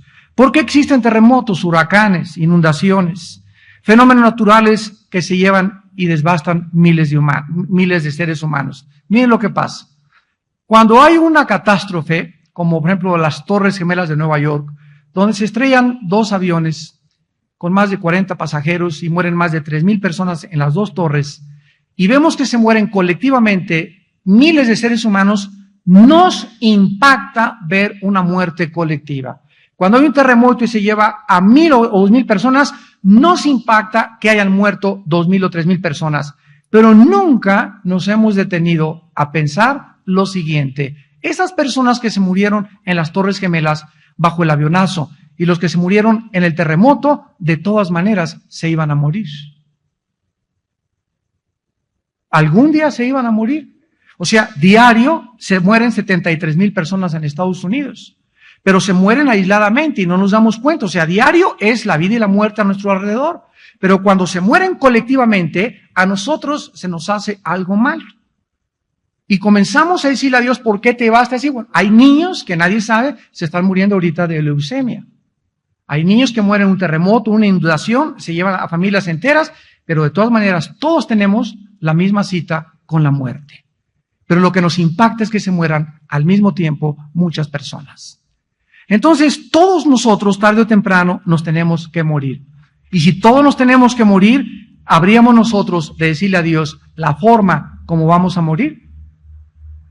Todos quisiéramos morir, ¿verdad? Así con una paleta y en la camita, no muy grandes, ¿verdad? Con salud, y que de repente, pum, cerramos los ojos y ya los ángeles ahí, Gabriel y hasta Juan Diego ahí junto a ti. Desgraciadamente, no podemos dar muchas veces respuestas que satisfagan el alma humana que están atravesando diferentes desgracias, pero para aquellas personas en esta noche que usan estos argumentos, es otra cosa, para negar la existencia de Dios, porque si Dios es bueno, no permitiría que tantas tragedias, que se cayeran aviones, etcétera, etcétera. Para esas personas que usan estos argumentos y los esgrimen filosóficamente para negar la existencia de Dios, podemos darles algunas respuestas. ¿Saben ustedes cuál es el argumento de estas personas? Déjenme parafraseárselos en 3 puntos. Número 1, no existe, dicen estos ateos, un buen propósito para el sufrimiento. Si el sufrimiento existe, no puede haber algo detrás que sea bueno. Bueno, hay que llevarlos a la cruz, ¿verdad? Como iniciamos esta conferencia. Ahí la cruz te desmiente lo que estás diciendo, porque cualquiera hubiera dicho, ¿cómo puede haber detrás de esta muerte horrenda, cruenta, sanguinaria, algo bueno? Y lo vemos después que lo comprendimos. Número 2, un Dios bueno no tendría un buen propósito para todas las cosas. Y número 3, así pues, no puede existir un Dios que sea bueno. Esta es la argumentación que una persona en el Canal 11 hace 12 años me retó en el Politécnico para decirme que por eso él no creía en Dios. Vean ustedes la respuesta de 2 maneras. La primera, necesitamos hacer una distinción inmediatamente, porque existe una diferencia entre nuestro conocimiento del propósito del mal y el propósito que Dios tenga para permitir el mal. Me voy a ir más despacio. Existe una diferencia entre el conocimiento, o sea, ¿qué ser humano puede decir, yo sé por qué sucedió eso? Tendrías que ser Dios. Como no sabes por qué sucedió eso, lo atribuyes como que es algo malo, porque no te gusta que hubiera sucedido. Entonces te peleas contra Dios, porque tú no puedes creer que haya algo bueno detrás de eso malo que sucedió. Ese es el problema. Pero sin embargo, tenemos que recordar que Dios sí puede tener un propósito para permitir lo que ha sucedido.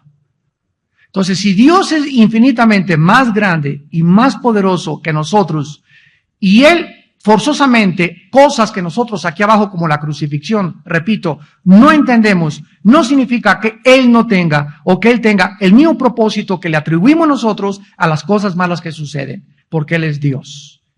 Y Él tiene propósitos, si Él es Dios, infinitamente más sabios. El problema está que los queremos ahorita saber.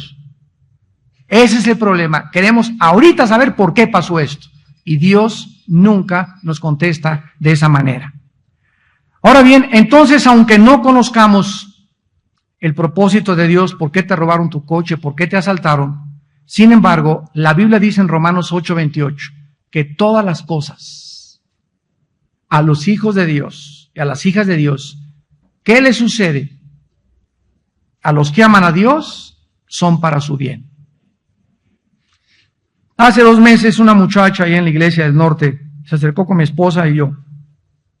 Ay, hermano pastor, Chencho se fue, es un desgraciado, yo fui buena con él, ¿y qué cree? Se fue con mi mejor amiga. Dios, si Diosito sabía que yo lo quería y que hasta nos íbamos a casar ahora en octubre, etcétera, etcétera. Y a la semana que esta hermanita se acercó a consejería con mi esposa y conmigo, se le atravesó otro Chencho. Y cuando conoció en una semana, si no pasó ni una semana, mi esposa le dijo, mira, híncate, ora. ¿Sabes una cosa? Te voy a dar un secreto, le dijo mi esposa. Siempre que no entienda lo que está pasando, alaba a Dios. Alábalo. No te imaginas el poder que está encerrado entre la alabanza. Alábalo, Padre, no entiendo, lo vamos ahorita en Job, pero tú lo hiciste. Yo no sé qué está pasando, en este momento no veo un propósito por el cual no lo puedo entender, si nos íbamos a casar, etcétera, etcétera, pero yo te alabo porque tú eres infinitamente sabio y sé que tienes algo mejor para mi vida. Cuando tú, amado santo, amada santa, cuando tú entras con esta actitud en la vida y tienes esta respuesta hacia la adversidad que no puedes explicar qué se encuentra detrás de eso malo que te sucedió, y Dios ve que tú le alabas, esta es una demostración de que tú crees en Él. Y Dios se pone en acción y vas a ver en paracaídas lo que te va a mandar. Esta muchacha le habló a mi esposa, hermana, ¿qué cree? Pastora, fíjese que este muchacho y está en un seminario y el otro ni siquiera tenía trabajo. Y dice mi esposa, ¿ya ves? ¿Ya ves? Y ahora, después de una semana, entendió lo que una semana anterior no podía entender, y cuando lo entendió, alabó a Dios y se dio cuenta que lo que ella llamó malo una semana antes era que Dios había metido cirugía precisamente para quitar un tumor que le iba a hacer sufrir más adelante peor en su vida. ¿Te das cuenta? Nosotros no podemos ver muchas veces que Dios sí tiene un propósito para lo que nosotros llamamos al principio bueno. Entonces, no podemos asumir, para concluir esta primera respuesta, no podemos asumir que no existe un buen propósito para algo solo porque no conocemos lo que Dios tiene detrás. Esto es incongruente hasta filosóficamente. Y en segundo lugar, algunos males nos traen bienes mejores. Vamos a verlo en la Biblia. Si José no hubiera sido vendido por sus hermanos, no hubiera sido casi abortado por su familia, no hubiera sido encarcelado por su pureza, jamás José, si no hubiera pasado esas cosas que al principio él llamó malas, pero que desarrolló el bendito hábito de no amargarse en la cárcel, no amargarse contra sus hermanos, mantener su confianza en Dios. Si él no hubiera mantenido esa confianza, no entiendo por qué lejos de mi casa mis hermanos me odian, mi familia no me quiere. Ahora por mi pureza estoy en la cárcel, perdí mi trabajo por ser cristiano, pero te alabo y te bendigo, Señor. Después de que pasó todas estas cosas, entre comillas, malas, todas esas cosas que eran malas, eran el programa de Dios para que él se convirtiera en el gobernador de Egipto y toda su familia pudiera entrar a Egipto, trabajar en Egipto y servir al faraón. Veamos al terminar el libro del Génesis, capítulo 50, esta verdad. ¿Te das cuenta? Pero si tú no tienes ese hábito de, pues a mí puras desgracias, hermano. Me dejó a mis 2 esposos, el que cuando estoy me pega, esto me está pasando, bla, bla, bla, bla, bla. Me violaron cuando era niña, me corrieron, me acusaron, me calumniaron por aquello, bla, bla, bla. Si tú eres cristiano y estás atravesando adversidades, pero tú estás viviendo una vida, no que te sonó tu esposo porque tú también le diste un cacerolazo, sino porque eres cristiana. Si estás sufriendo por causa de Cristo, se va a convertir para tu bien, para que no me vayas a malentender. Entonces, cuando es por causa de Cristo, como José, se aguantó, no entendía por qué lo vendieron, por qué le pasó aquello, pero dice Génesis 50, versículo 20. Vosotros, les dice a sus hermanos, pensasteis mal contra mí, mas Dios, ¿qué cosa? O sea, ¿quién es Dios? Es el Dios que los limones que nos avienta, los hace agua de limón. Ese es el Dios que servimos.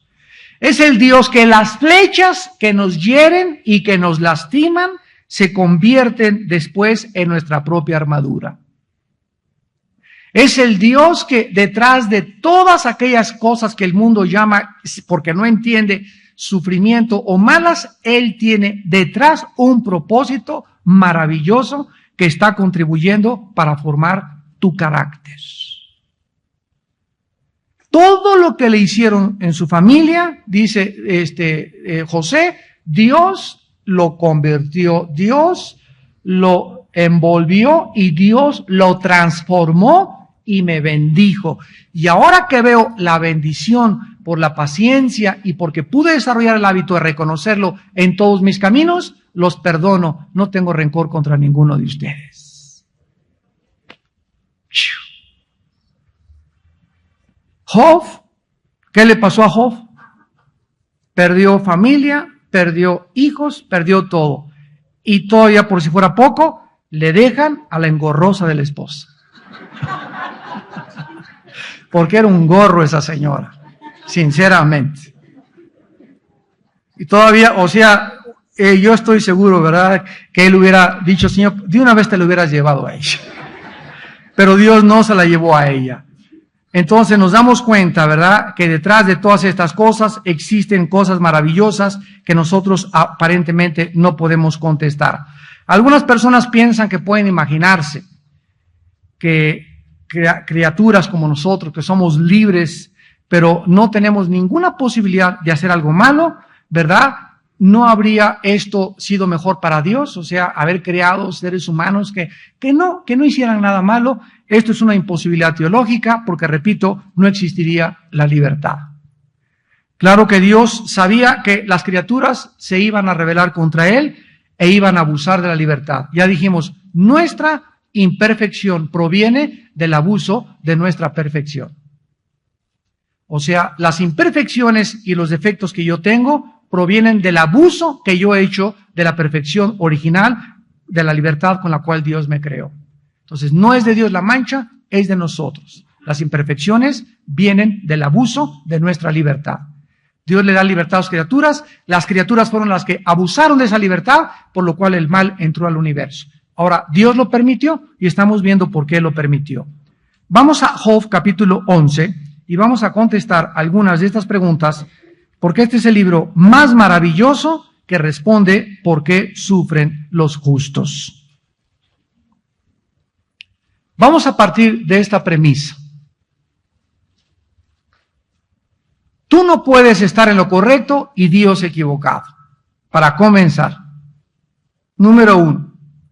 Tú no puedes estar equivocado en lo correcto y Dios equivocado. Cuando alguna persona se levanta contra el razonamiento de Dios y desafía a Dios para discutir con Él, esta persona se está levantando contra el mismo poder que nos hace a nosotros capaz de pensar y razonar.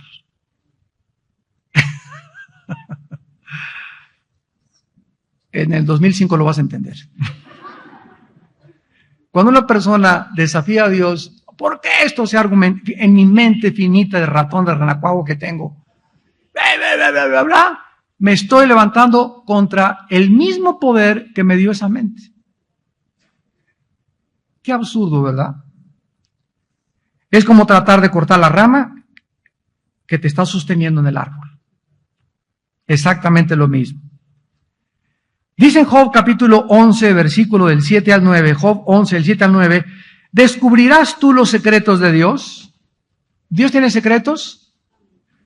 Si hubiera algún ser humano que conociera todos los secretos, pues ya no necesitaría a Dios, porque sería Dios. Entonces, si Dios es Dios, tiene que haber cosas escondidas que nosotros no comprendemos, ni entendemos, ni sabemos. ¿Los descubrirás tú? Imposible. Porque para que nuestra mente alcance la infinitud de la mente de Dios, repito, tendríamos que ser como dioses. Y no lo somos. ¿Llegarás tú a la perfección del Todopoderoso? Son preguntas relevantes que inmediatamente nos muestran la insensatez del alma humana.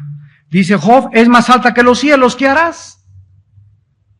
Es más profunda que el Sheol, ¿cómo la conocerás? Su dimensión es más extensa que la tierra y más ancha que el mar. Capítulo 2 de Job, versículo 13. Con Dios está la sabiduría y el poder. Suyo es el consejo y la inteligencia.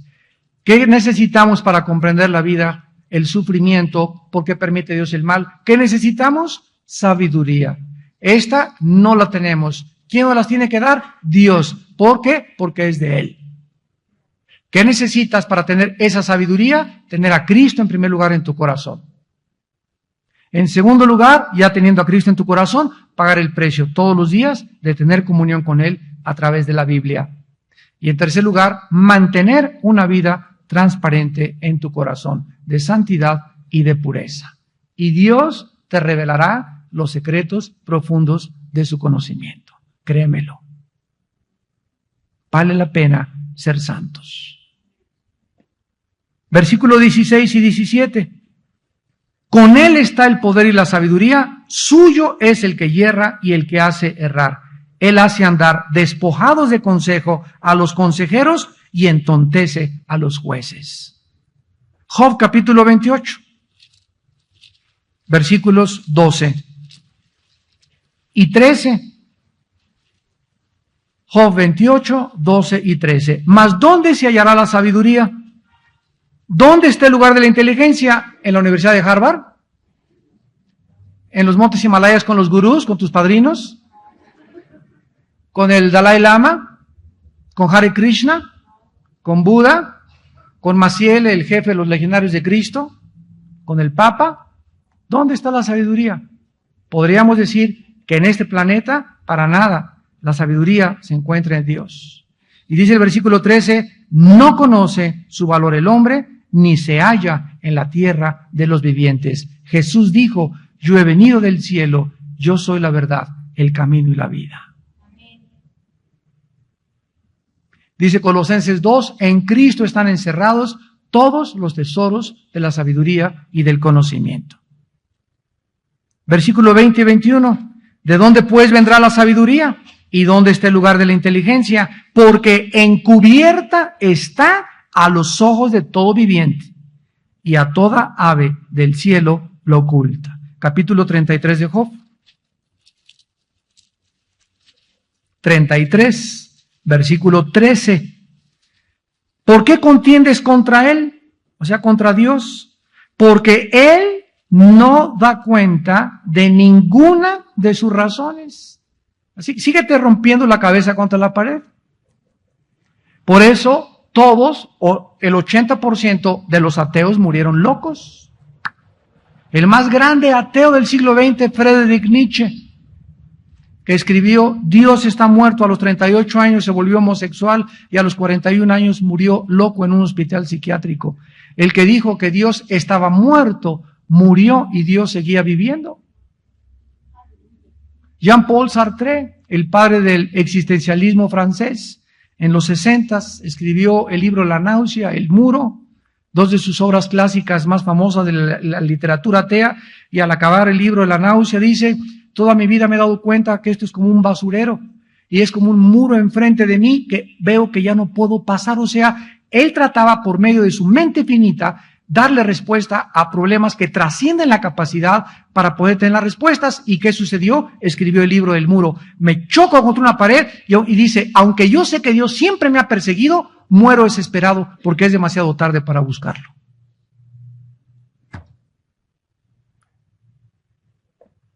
La estupidez de creer que por nuestra mente, proposiciones filosóficas, razonamientos, vamos a contender contra Dios y nosotros lo vamos a entender.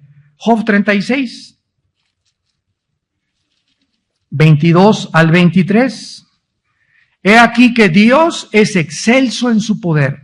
¿Qué enseñador semejante a él? ¿Quién le ha prescrito su camino y quién le dirá, has hecho mal? ¿Quién está hablando todas estas cosas? El libro donde el hombre, Job, más sufrido que la Biblia pone, nos revelan todos estos secretos. Y donde este hombre, Job, no sabía, él no podía, o sea, ¿por qué, señores? O sea, ¿por qué perdí mi familia? ¿Por qué mis propiedades? Si he sido un hombre bueno, recto, temeroso de ti, explícame. Y pasó un año y el cielo se cerró, no hubo respuestas del cielo. Pero él siguió caminando y rascándose las llagas, acostado en la tierra, y no estaba, ay, para esto te serví, Señor, sino, Padre, aunque tú me deshicieres, en ti seguiré esperando. Yo sé que mi Redentor vive y aún deseche mi piel, he de ver con mis ojos al Señor, y Él me purificará como el oro después de los sufrimientos. ¿Y qué es lo que nos enseña el libro de Job? La fe ante lo desconocido. David escribió, del día que temo, en ti confío. ¿Por qué dice el justo por la fe vivirá? Porque toda nuestra vida debe ser de confianza en Dios. No entiendo, Señor, pero sé una cosa, Tú lo hiciste. Si tú lo hiciste, no necesito entenderlo. Necesito confiar en mí. Solo te pido, dame paz. Esa es la actitud cristiana. Señor, en medio de esta tempestad que estoy pasando, que no entiendo lo que está, solo te pido algo, solo te pido una cosa, que tu presencia esté en mí, que tenga paz. Porque con su paz atravesaremos los valles de sombras y de muerte. Y finalmente, en el capítulo 40 de Job, además respondió Jehová a Job. Ahora Dios le dice a Job y le dice, ¿es sabiduría contender con el Omnipotente? El que disputa con Dios, responda esto. Entonces respondió Job a Jehová y dijo, y comienza Dios a darle todas las cosas que Job no podía entender.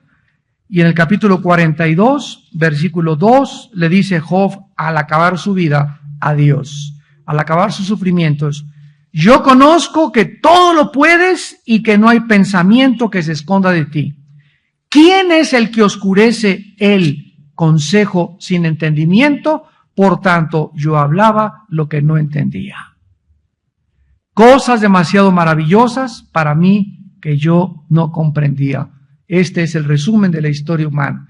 Los filósofos y los ateos hablan y hablan en la televisión, en los libros, cosas que ni ellos entienden, tratando de competir y de retar y decirle a Dios, te equivocaste en todo lo que hiciste, porque si yo hubiera me sentado en tu trono y si me das chance y eso, Dios, yo tengo mejor sabiduría para arreglar el mundo mejor que tú. Se creen mejores, más buenos y más misericordiosos que Dios, porque no saben lo que están diciendo. Por eso dice la Biblia que cuando nosotros confiamos en el Señor es fortaleza en el tiempo de nuestra angustia. Oremos.